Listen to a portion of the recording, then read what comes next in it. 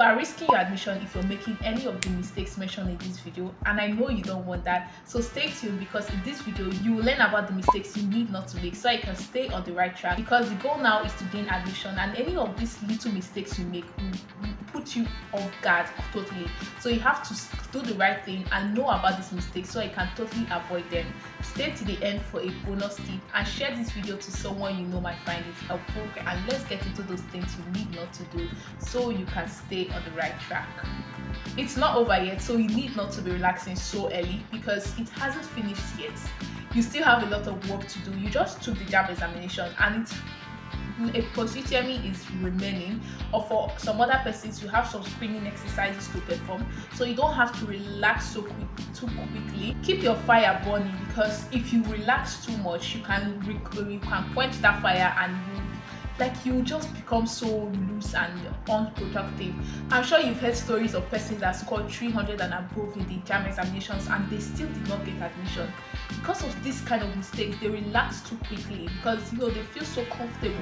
They don't want to keep their fire burning, and then things happen, things happen, and then they get down and they lose their admission, which is what you do not want. So stay active, stay activated, stay energized, keep your fire burning, study, keep on studying for your post-UTME and for your 100 level, because you're aiming this admission. When I got into 100 level, I noticed this mistake a lot, and a lot of persons do not know their departmental cutoff marks. The departmental cutoff mark is the cutoff mark you need to reach for you to get into a particular department. Like for me, the nursing department had a cutoff mark of 64. Some students did not know about this. Some students, they don't even know how to calculate if they reached up to that mark. And a lot of students, they blindly picked nursing, knowing that their departmental cutoff mark was not enough, or they were not even aware of the departmental cutoff. They still remained. They came into the 100 level, hoping that they will still consider them, or they might still get into nursing with their CAP showing not admitted or still in progress. A lot of students like that, and at the end they wrote JAMB again, or they got transferred to a department that was totally not what they wanted. So you have to keep track of the departmental cutoff mark. It's going to be released. The school will release it. Check it. Check your divide your JAMB score. There's how they divide it, and check if you're up to it. If you're not up to it, then switch to a course that is within that range, so that you not be so confused whether you get the admission or whether you be turned down. So know about this so that you not risk getting the admission you want into that institution of your choice. Some courses have lower departmental cutoff marks, and some courses also have higher departmental cutoff mark. Example, a person aiming medicine should aim high, a person aiming other courses should. Yeah. Another mistake a lot of candidates make is that they refuse to change their course and their institution. Now you have checked your JAMB scores. The cutoff mark for each university, for every university, will soon be released, and then you find that you did not reach the cutoff for a particular university, and you're like, they will give me, don't worry, they will give me, no way, it's just one mark and I did not get to 160. Why would the school not accept me? My dear, run and change it to a school that can accept that your JAMB score, because schools they're not looking at your face. They're not going to have mercy on you because of just one mark that you did not get up to. So change the institution if you know you did not reach the cutoff mark. Don't wait for a deadline or something. Change the course if you know you did not reach the departmental cutoff mark. Don't wait, don't hope, don't think that a miracle is going to happen. Don't think that way, because except you're a highly positive and faithful person, fine, you can do it your way. But to be on the safe side, change your institution and change your course to this level you are, to the level you know you can get something out of it, to the level you know you can get admitted from it. So do these things now, and don't be like those persons that will be like, they will give me. If not, you're risking your admission. Every JAMB candidate has a portal. You can access this portal with your JAMB password and your email, your JAMB email. And if you fail to access this portal regularly, my dear, do you know what you're doing to yourself? Do you know what you're doing to yourself? There will come a time when you have to check your portal every single day. Once you're waiting for UTME and the schools have started releasing batches for admission, and you're not checking your portal,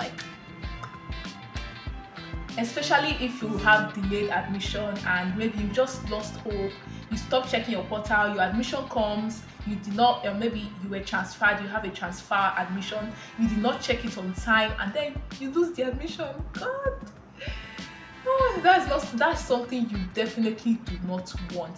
Monitor your portal to notice changes in your caps. When the time for admission comes, monitor the changes in your cap. Check your portal to know if all the information in the portal is correct, because you don't want anything that is wrong that can hinder you from getting admission.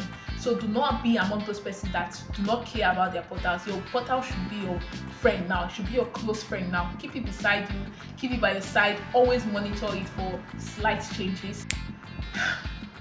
This next mistake I call it a foolish mistake, and it's no other than misplacing your important documents. Important documents, like the word important should let you know that you should keep it in a safe place. Some persons keep their documents under their bed because they know they will not misplace it there. Find a good place to keep your documents so you will not be misplacing. Because I don't get why you will misplace your JAMB slip, your result slip, like. And then the very last day that you need it, you start looking for it and running from one center to the other to print it. Do you know you can risk a lot with that? You can risk a lot. A lot is at risk when you do that. Your admission is at risk, your processing is at risk, everything is at risk. So keep your documents safe. Geez, this one is actually funny, and it also contributes to making a lot of students lose their admission. And is that they compare scores unnecessarily. You found that you scored 282, and then your friend scored 333, and you're like, Jesus, like what? And you turn into this state of anger, resentment, inferiority, and you're like, my friend scored 333 and I scored this. I will just drop this to Zep. I don't even care again. Please do not compare your scores unnecessarily. It's going to put you in a state of anxiety, to make you feel inferior, and it will reduce your performance in your next exams, and it can deprive you of getting admission. I don't know if you get that. Even with your post-UTME, you might compare your scores. Maybe because after post-UTME, the scores will display on the screen, and maybe you scored 18/50. You're seeing people that scored 32, 50, 48, 49. And you're like, Jesus, like this is something you have to totally avoid. Do not compare your scores with other people. If you know you did not score so high, there are certain things you can do. I uploaded a video talking about that, which you should also watch. And if you score so high, there are also certain things you can do to stay ahead, rather than comparing your scores with the scores of other people. Now for the bonus tip. One of them is to start planning financially and mentally for school, because you're aiming this admission. So you should not just think about getting the admission, you should think about what would take place once you get the admission, what you should organize once you get the admission. Because starting school, there are a lot of things you have to start putting into consideration. There are a lot of things you have to start planning and organizing. One of them is your finances and your mental health, because going into school for the first time is a whole lot, and start working on yourself now, start becoming the best version of yourself now. Start, your parents or whoever that is sponsoring you, start arranging yourself financially.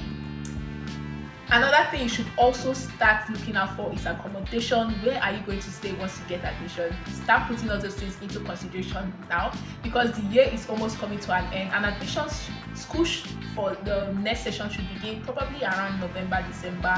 Admissions would begin anytime after post-UTME, and you have to start getting where you stay. If you don't have somewhere, start looking for somewhere. You're entering into the campus, you have to get some things organized, start preparing. How will you stay off campus or on campus?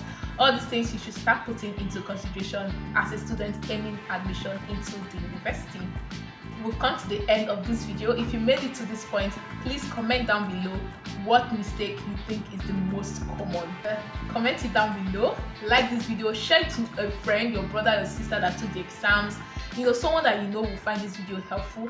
And if it's your first time and you haven't subscribed, what are you waiting for? Subscribe, so that you can get more helpful content like this. And also like this video, like it as well, and I'll see you in my next video. Thank you for sticking with me on this one. Bye.